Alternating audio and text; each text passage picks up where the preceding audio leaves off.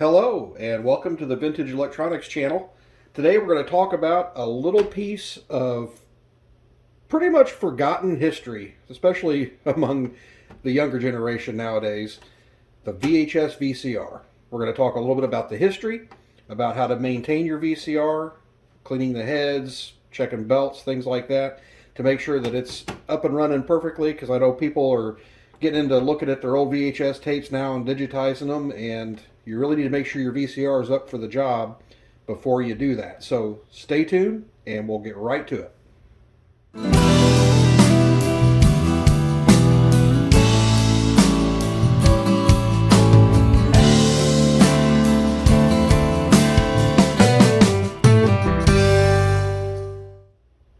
I'm actually kind of excited to do a video about VHS. This is something that I grew up with. I'm in my 40s now as I record this video in very first part of 2022, and my childhood revolved around this machine right here. Well, this and a camcorder, but that's another video.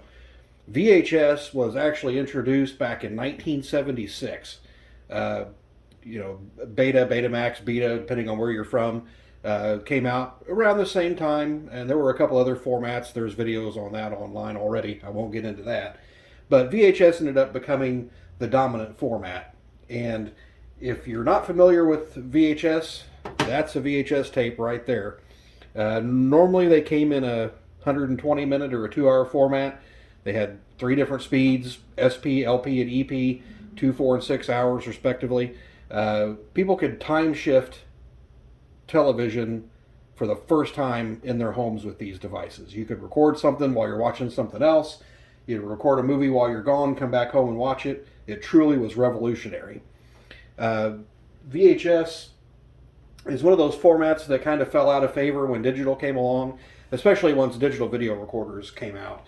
VCR really wasn't necessary anymore. People could save their video on a hard drive. So, this is something that maybe a lot of, of the younger generation have not seen before. And I want to talk a little bit about how these things work and what you need to do to maintain it. Because these are old machines now. VHS was discontinued a long time ago. They probably haven't made new VCRs in 5 or 10 years.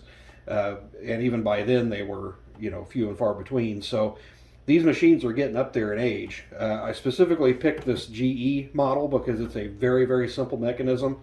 It is a 4 video head system. We'll talk about that when we get into the inside of it.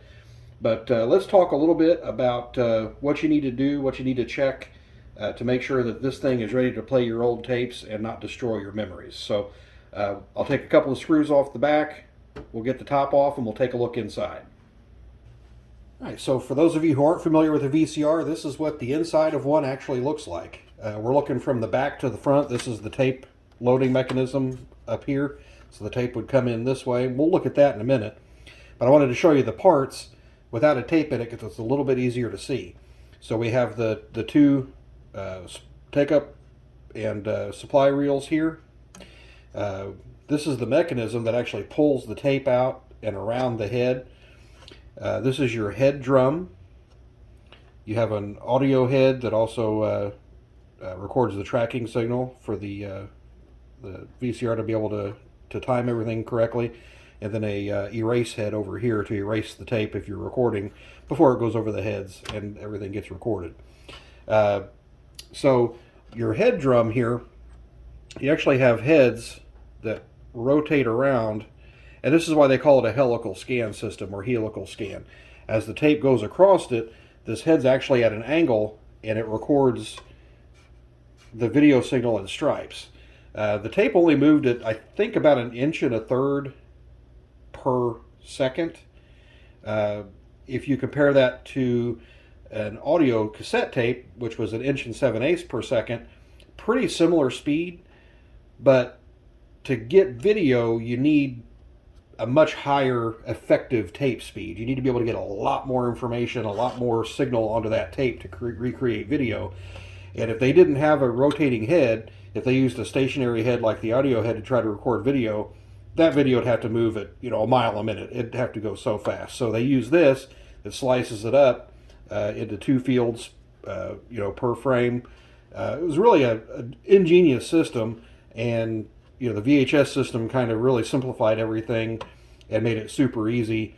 And where you could get these VCRs, towards the end of the format's life for a couple of $100. So they made it affordable to everybody. Now this is obviously a lower grade model. It's plastic gears inside, small motor for the drive system. There's not a whole lot to it, but let's get this plugged in. We'll put a tape in so you can see exactly how this tape path and everything works, because it's kind of neat. Now that we're plugged in here, I do want to remind everybody, I shouldn't have to, but I do want to remind you, don't work on electronics when they're plugged in and everything's exposed, because there are things that are at mains voltage in here and you will get electrocuted. So unless you know what you're doing, please don't try to recreate this. But as we put a tape in the front, we'll take a look at the loading mechanism. Tape goes in, it automatically opens up the door. These posts pull the tape out, wrap it around the head, passes across the audio head. Some VCRs did have a hi-fi stereo option on them, and those actually used the flying heads on the head drum to record the audio too. And it was pretty much CD quality. It was an excellent quality sound that you got out of that. Let's take a little closer look at the heads and the mechanism here. All right, so here we've got the tape spooling onto the take-up reel inside the cassette. So as it comes out of the supply reel, it's pulled up here across this black erase head, around this post, and then around that drum at an angle. You can see how that drum is tilted there. Goes across the video heads, around this post, over to the audio and tracking head there, and then back into the cassette. So a pretty simple mechanism, but there is some maintenance that needs to be done on these to ensure that they are working in tip-top shape. So let's take a look at what we got to do. Alright, so just to verify, we are unplugged now, so it's safe to work on the unit. First thing we want to talk about is head cleaning. As the tape moves across this head, little particles of that magnetic tape can end up getting trapped inside the heads. They do make, and still make, head cleaning tapes, which I was surprised to find on Amazon. I was thinking I was going to have to buy a used one, but they still make them new, so there you go. Those work really well. For the average guy, once your unit has been serviced, using that every, I don't know, 50, 100 hours or so, will help keep those heads clean. You don't have to take it apart every time. But if your VCR has been sitting for a long time, we want to clean it really good first. So let's take a look at doing the video heads and the audio heads in this. Alright, so we're in a little bit closer. This is your rotating head here, and you can just see right underneath my swab there, that little opening, that's one of the video heads. You actually on this one have two openings, so you have two video heads on there that you need to clean. Now, generally speaking, I would recommend a non-cotton swab to do this with if you don't have a whole lot of experience doing it, because you can actually get little particles caught inside that head. But as long as you know and have the experience to do this, we can get the heads nice and clean without leaving any type of residue on there. So we want to clean those video heads off. If we've got anything off of there too bad. And I also clean the drum itself, because the tape does contact that and you can get gunk on that can cause problems later on. And then we want to do the same thing for the audio head, because that does control your tracking also. So we'll clean that off. I actually got a little bit of gunk off of that. And then also the erase head over here. Get that nice and clean. Now it's also a good idea to take a look at all your different tape contact points, like these posts. We'll get over here, we'll rotate this around. And I want to make sure to get all of the areas that contact the tape. You know, look at that gunk we're getting off of there. That is how tapes get eaten. Generally speaking, it's going to be something catching that tape as it's going through there and causing the tape to stick inside the unit. It's normally not a bad tape. It's normally not the VCR's fault. It's normally because somebody has not cleaned that VCR properly and stuff's getting stuck on the internal mechanism. So we'll go ahead and get this other side too with a fresh swab. You know, take your time, get in all the little areas there. You've got both of those posts. You've got the cap stand over where the pinch roller is. Let me zoom in just a hair. And right in here is a little rubber roller. That's your pinch roller that actually pinches the tape to the cap stand to drive it along.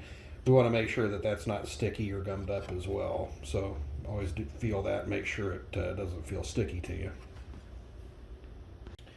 All right, now we're back around the other side. Now there are a lot of these mechanisms that are actually belt driven, that'll have a belt underneath on the bottom side.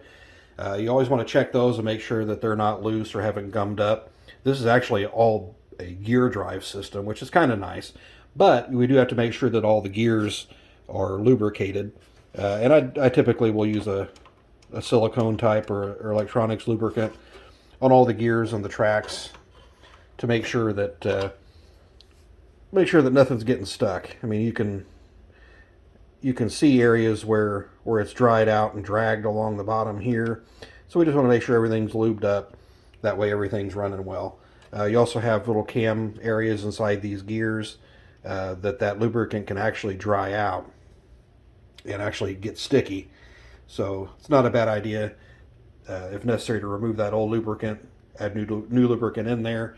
That way everything's working properly. The last thing you want to do is put a tape in there that's got your precious memories on it from 30 years ago, only to have the VCR eat your tape. That's never a good thing. So all of this maintenance will go a long way to making sure that your VCR is going to work properly for you and not cause you any issues.